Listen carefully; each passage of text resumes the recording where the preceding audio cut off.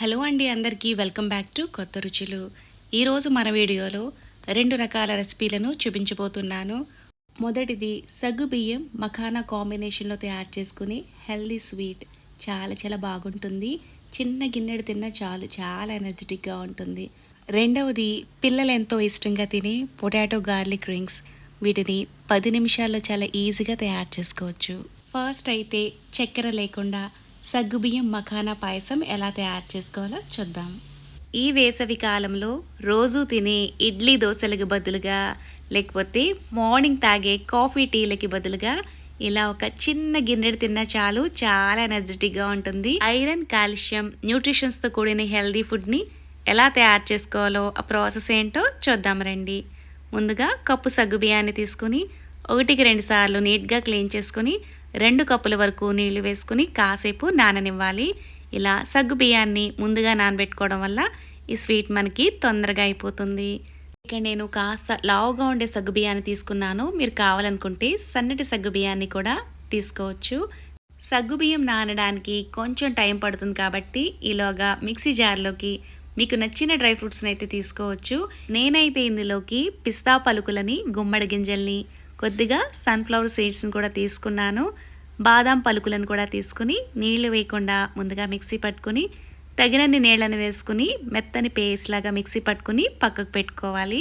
ఇప్పుడు కడాయిలోకి 2 టేబుల్ స్పూన్ల వరకు నెయ్యిని వేసుకుని కొద్దిగా జీడిపప్పు పలుకులను వేసుకుని వేయించుకోవాలి. ఇవి కొంచెం వేగిన తర్వాత కిస్మిస్లను కూడా వేసుకుని వేయించుకుని తీసుకోవాలి. ఇవి పూర్తిగా ఆప్షనల్ అండి. మీకు తినేటప్పుడు అక్కడక్కడ క్రిస్పీగా మీకు డ్రై ఫ్రూట్స్ తగలాలనుకుంటే వేసుకోవచ్చు, లేకపోతే ఇవి వేసుకోకుండా చేసుకున్నా కూడా బాగుంటుంది. ఇలా దోరగా వేగిన తర్వాత వీటిని తీసేసుకోవాలి. ఇదే కడాయిలో నెయ్యి ఉంది కదా, సరిపోతుంది. ఇందులోకి 2 కప్పుల వరకు ఫూల్ మఖనాన్ని వేసుకుని సన్నటి సెగ మీద దోరగా క్రిస్పీగా అయ్యే వరకు వీటిని వేయించుకోవాలి. మీడియం ఫ్లేమ్లో పెట్టుకుని 4-5 నిమిషాల పాటు వేయించుకుంటే ఇలా చక్కగా క్రిస్పీగా వేగిపోతాయి. ఇలా వేయించుకున్న ఫూల్ మఖనాన్ని తీసేసుకొని అదే కడాయిలో ముందుగా నానబెట్టుకున్న సగ్గుబియ్యాన్ని నీళ్లతో సహా వేసేసుకోవచ్చు. సగ్గుబియ్యాన్ని ముందుగానే నీళ్లలో నానబెట్టుకోవడం వల్ల ఇవి తొందరగానే ఉడికిపోతాయి. ఇందులోకి 1 గ్లాస్ వరకు పాలను వేసుకుని ఈ సగ్గుబియ్యం పూర్తిగా ఉడికే వరకు ఉడికించుకోవాలి.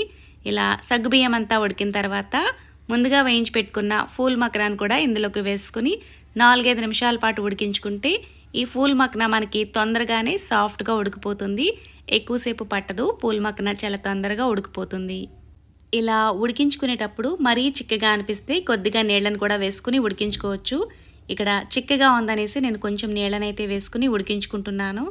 ఇలా ఫూల్ మఖనా కూడా సాఫ్ట్గా ఉడికిన తర్వాత ముందుగా మిక్సీ పట్టుకున్న డ్రై ఫ్రూట్ మిక్స్ని ఇందులోకి వేసుకోవాలి. ఇదంతా కలిసినట్టుగా బాగా కలుపుకుంటూ ఉడికించుకోవాలి. వీడియోలో చూపిస్తున్నట్లుగా సగ్గుబియ్యం అలాగే ఫూల్ మఖనా కూడా ఇలా సాఫ్ట్గా అయ్యే వరకు ఉడికించుకోవాలి. ఇలా ఉడికించుకుంటే సరిపోతుంది. ఇక్కడ ఫూల్ మఖనా చూసారు కదా, సాఫ్ట్గా ఉడికిపోయింది. ఇందులోకి యాలకుల పొడిని వేసుకుంటే ఫ్లేవర్ చాలా బాగుంటుంది. ఇదంతా ఇలా బాగా ఉడికిపోయింది కదా, ఇప్పుడు అంతా కలిసి ఇలా బాగా మిక్స్ చేసుకుని స్టవ్ ఆఫ్ చేసేసుకోవాలి. స్టవ్ ఆఫ్ చేసుకున్న తర్వాత మాత్రమే బెల్లం పొడిని వేసుకుంటే పాలు విరగకుండా ఉంటుంది. ఇక్కడ నేను బెల్లం పొడిని వేస్తున్నాను. ఇది ఆర్గానిక్ బెల్లం అండి. మీరు నార్మల్గా ఇంట్లో వాడుకునే బెల్లాన్ని వేసుకుంటే బెల్లాన్ని కరిగించుకుని వడపోసుకుని వేసుకోవచ్చు. ఇక్కడ బెల్లం పొడిని వేస్తున్నాను కాబట్టి ఇలా స్టవ్ ఆఫ్ చేసుకున్న తర్వాత మిక్స్ చేసుకుంటే ఈ బెల్లం పొడి కరిగిపోతుంది. బెల్లం వేసిన తర్వాత ఉడికించుకోవాల్సిన అవసరం లేదు. అంతా కలిసినట్టు ఇలా మిక్స్ చేసుకుంటే సరిపోతుంది. మీరు బెల్లం ప్లేస్లో పటికి బెల్లం పొడినైనా వేసుకోవచ్చు. ఇలా అంతా కలిసిలా బాగా మిక్స్ చేసుకున్న తర్వాత లాస్ట్లో వేయించిన డ్రై ఫ్రూట్స్ని కూడా వేసుకుని అంతా కలిసిలా బాగా మిక్స్ చేసుకుంటే సరిపోతుంది. మీరు ఈ సమ్మర్లో ఇలా తయారు చేసుకున్న ఈ స్వీట్ని ఫ్రిడ్జ్లో పెట్టి చల్లగా కూడా తినొచ్చు, లేదంటే వేడివేడిగా తిన్నా కూడా చాలా బాగుంటుంది.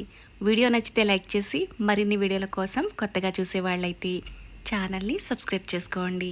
సాయంత్రం పూట వేడివేడిగా ఇలా గార్లిక్ పొటాటో రింగ్స్ని ట్రై చేయండి. చాలా బాగుంటాయి. రెస్టారెంట్ స్టైల్లో బయట నుంచి క్రిస్పీగా కరకరలాడుతూ భలే రుచిగా ఉంటాయి. వీటిని టమాటో కెచప్తో కానీ మైనీస్తో కానీ తింటే సూపర్ ఉంటాయి. వీడియో స్టార్ట్ చేయడానికి ముందుగా ఒక చిన్న రిక్వెస్ట్. ఈ వీడియో కనుక మీకు నచ్చితే లైక్ చేసి ఈ వీడియోపై మీ అభిప్రాయాన్ని కామెంట్ రూపంలో తెలియచేయగలరు. గార్లిక్ పొటాటో రింగ్స్ తయారీ కోసం అరకప్పు సుజీ రవ్వను తీసుకోవాలి. ఇలా తీసుకున్న ఈ రవ్వను మిక్సీ జార్లోకి వేసుకుని కోర్స్గా బ్లెండ్ చేసుకోవాలి. మరీ మెత్తని పొడిలా కూడా చేసుకోకూడదు. అరకప్పు రవ్వకి 3 వరకు మీడియం సైజు బంగాళాదుంపల్ని తీసుకోవాలి. వీటిని ఉడికించుకుని పొట్టు తీసుకుని అయితే రెడీగా పక్కకు పెట్టుకోవాలి. మనం తయారు చేసుకోబోయే గార్లిక్ రింగ్స్కి మంచి టేస్ట్ని, ఫ్లేవర్ని ఇచ్చేది మాత్రం ఈ గార్లిక్కేనండి. వెల్లుల్లిగడ్డ ఒక పెద్ద గడ్డ అయితే తీసుకున్నాను.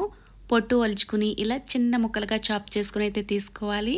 కడాయిలోకి 1/2 టేబుల్ స్పూన్ వెన్న వేసుకుని సన్నగా చాప్ చేసుకున్న గార్లిక్స్ని ఇందులోకి వేసుకుని సన్నటి సగి మీద 1 నుంచి 2 నిమిషాల పాటు వేయించుకోవాలి.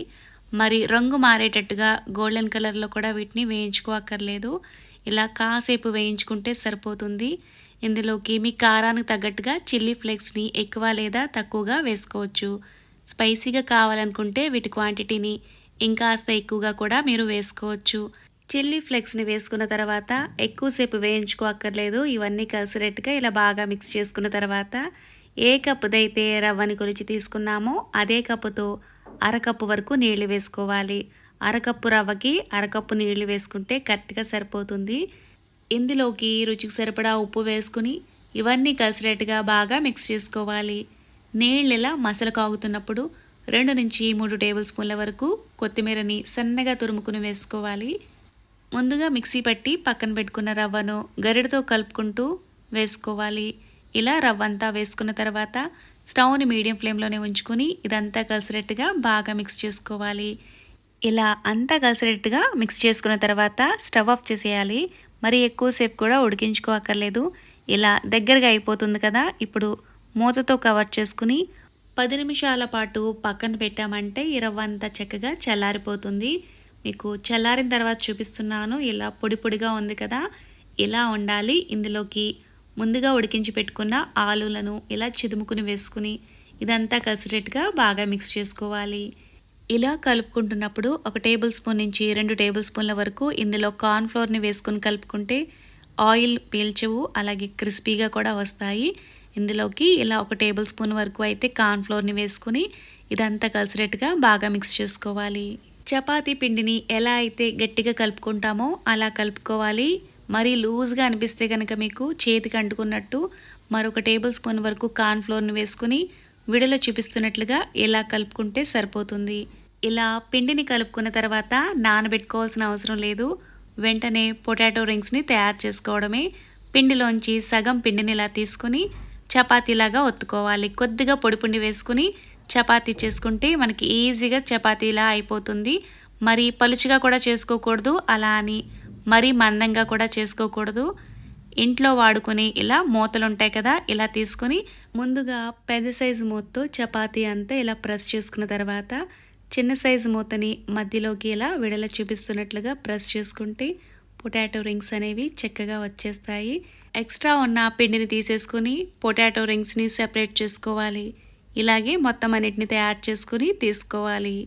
ఆయిల్ హీట్ అయిన తర్వాత ఒక్కొక్కటిగా ఆయిల్లోకి వేసుకోవాలి. మరి ఎక్కువగా ఒక్కసారిగా వేసేసుకోకూడదు. ఇలా ఆయిల్కి పట్టినని మాత్రమే వేసుకున్న వెంటనే కదిపేసుకోకుండా 1-2-3 నిమిషాలు అలా వదిలేసామంటే కొంచెం సెట్ అవుతాయి. ఇలా కొంచెం సెట్ అయిన తర్వాత అన్ని వైపులా కదుపుకుంటూ వేయించుకోవాలి. ఇలా మంచి గోల్డెన్ కలర్ వచ్చే వరకు వేయించుకుని తీసుకోవాలి. ఇలాగే మిగతా వాటిని కూడా వేయించుకుని తీసుకోవాలి. ఇలా తయారు చేసుకున్న ఈ గార్లిక్ పొటాటో రింగ్స్ క్రిస్పీగా చాలా చాలా రుచిగా ఉంటాయి. రెస్టారెంట్ స్టైల్లో తినే కొద్దీ ఇంకా తినాలనిపిస్తాయి. పిల్లలైతే వీటిని భలే ఇష్టంగా తింటారు. మయోనీస్తో కానీ టమాటో కచప్తో కానీ తింటే సూపర్ ఉంటుంది. మీరు కూడా ట్రై చేయండి. ట్రై చేసి మీకు ఎలా అనిపించిందో కూడా మీకు కామెంట్ చేయండి.